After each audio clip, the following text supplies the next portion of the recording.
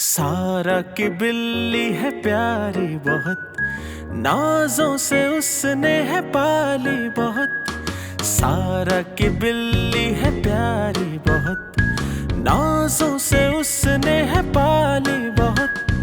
थोड़ी काली भी है थोड़ी गोरी भी है, ये तो नट खट है चटोरी भी है। खेलती भी है और सताती भी है, हरकतों से जी को लुभाती भी है। सारा की बिल्ली है प्यारी बहुत, नाजों से उसने है पाली बहुत।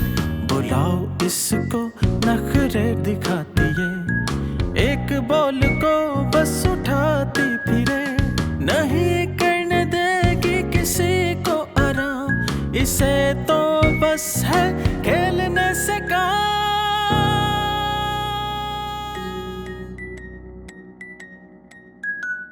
कभी इसको कभी उसको छेड़े, कभी नाखूनों से तकिए को उधेड़े। मामा को ये खाना पकाने न दे, बाबा को लैपटॉप चलाने न दे।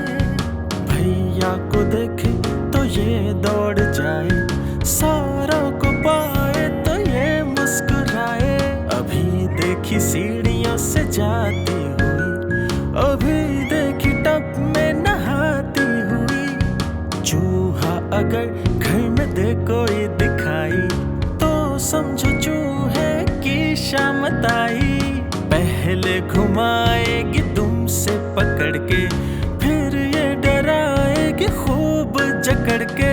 नाज इसके बस उठाते रहो, गर्दन से सहलाते रहो, गोद में बिठा के खिलाते रहो।